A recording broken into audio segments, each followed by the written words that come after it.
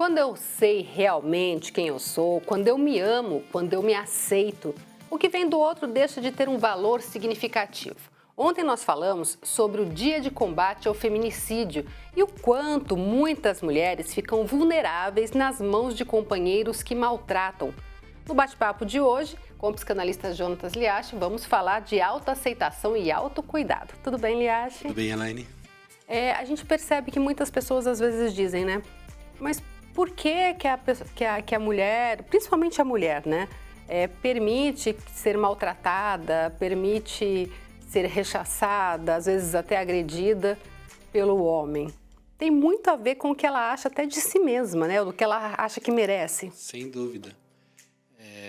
Quando a gente fala de autocuidado, como você disse, autoaceitação, essa interpretação passa pelo olhar interno. Para eu me considerar merecedor de um cuidado meu mesmo, eu preciso me aceitar, como você diz. Mas para eu me aceitar, eu tenho que me conhecer. Então, tudo auto hoje, né? Uhum. O autoconhecimento. E o autoconhecimento passa por dois itens muito importantes, que é a autoimagem e a autoestima.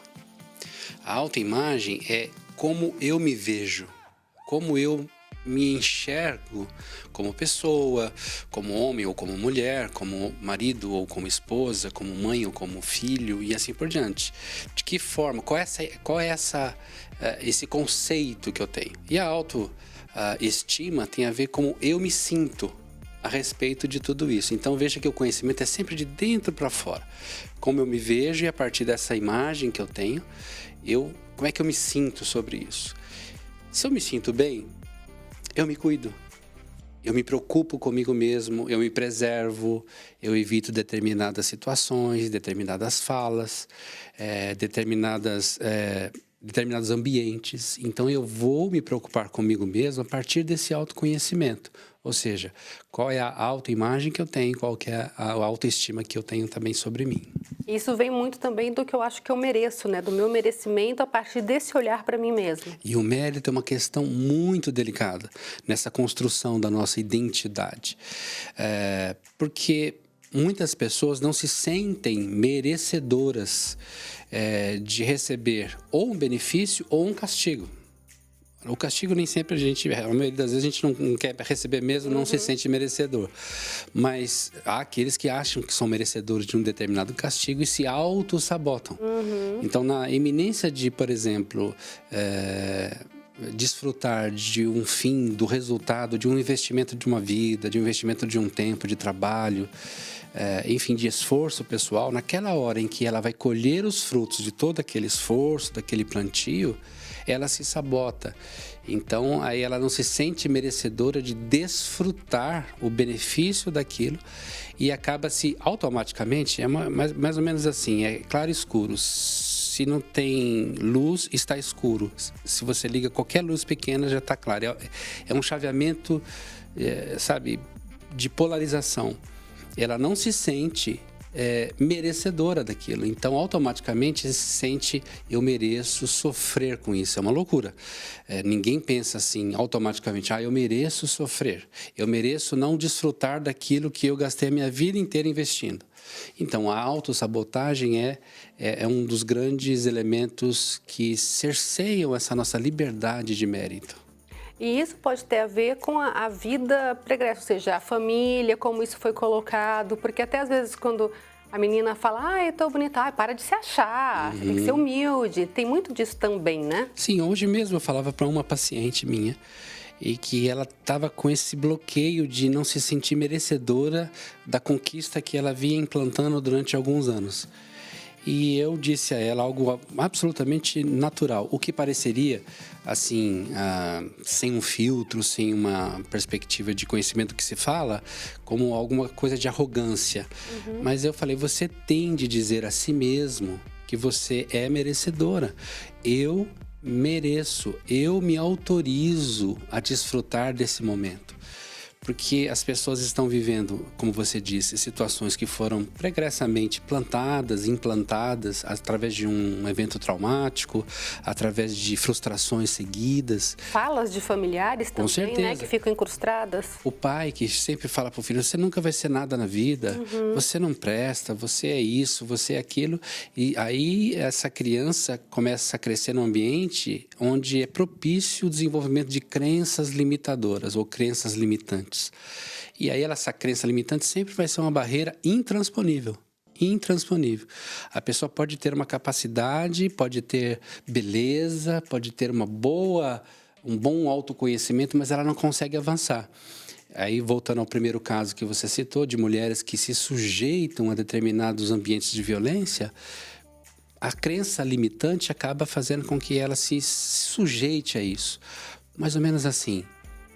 É uma coisa que precisa ser arrancada, mas é mais ou menos assim. Eu mereço o marido que eu tenho, eu mereço a família que eu tenho, eu mereço isso porque eu não consigo avançar mais. Então esse é o meu limite e eu vou suportar isso. E às vezes suporta até a violência física. Exatamente. E isso, infelizmente, abrange muito mulheres, né? Claro, tem homens também. Sim. E essa briga atualmente, inclusive, com o próprio corpo, né? Existem vários profissionais tentando ajudar, né? Em relação à autoimagem, em relação a aceitar o corpo que se tem, afinal de contas, se mora nele, Claro. né?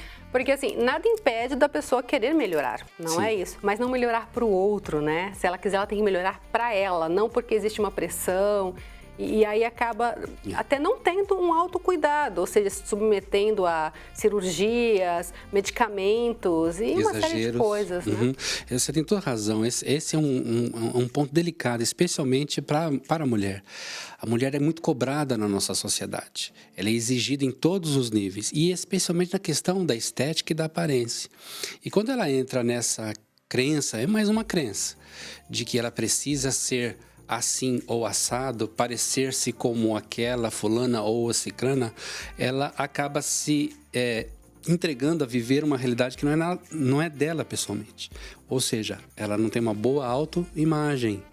Então ela projeta essa imagem dela em outro modelo, outro padrão. E essa exigência faz com que ela busque o máximo possível se sentir aceita num ambiente social, porque ela tem o valor daquela que, entre aspas, é aceita normalmente. Então, nas bancas de jornais, quando tinha aquelas revistas muito femininas, de foco feminino, as fotos das modelos, todas maquiadas, depois todas passadas no Photoshop e tudo mais. Então esse padrão não existe, ele é irreal. Então, quando a pessoa tem uma boa autoimagem, uma boa autoestima, ela pode estar fora do padrão, mas ela se aceita, ela se sente merecedora e se sente bem com ela mesma. E aí, se vem uma crítica também, às vezes do próprio companheiro, ela vai dizer, olha, esse é meu corpo, você me aceite assim, eu procuro outra pessoa. É o que tem para hoje e sempre. Exatamente. Quer dizer, como você disse, nada impede de ela se cuidar. Contanto que esse cuidado, uma cirurgia plástica, academia, todo esse investimento no seu físico, seja para que ela desenvolva uma boa autoestima. Quando passa desse padrão e começa a ser eu quero ser como ela, como fulana, como Beltrano, etc., como eu falei agora há pouco, aí ela não está vivendo mais a identidade própria, ela está sendo outra pessoa. Ou até casos, eu conheço casos do companheiro falar assim, depois que nosso filho tiver X anos, eu vou pagar a sua cirurgia plástica, sem perguntar se ela quer fazer uma cirurgia plástica. Aí já é um sistema de relacionamento já encaixado dentro de um padrão prisional. Porque há demandas ali, essa fala é interessante, porque quando o marido chega e fala isso para a esposa, ele já a subordina. Já é uma espécie de abuso moral. Vamos dizer assim, você faz o que eu acho que você deve fazer na hora que eu quiser que você faça. E para ficar como eu quero que você faça. Exatamente, com a minha referência, não a sua. Não importa o que você sente ou o que você queira fazer, eu quero. Isso é muito complicado, né? Muito delicado. Muito delicada. Essas questões de autoimagem, de autoestima, desse autocuidado e autoaceitação, como você falou, eles passam por essa esse conhecimento, todos nós precisamos nos conhecer. O autoconhecimento é libertador. Ele nos ajuda a entender por que somos do jeito que somos e como podemos ser felizes, não gosto muito dessa palavra, mas felizes do jeito que nós somos.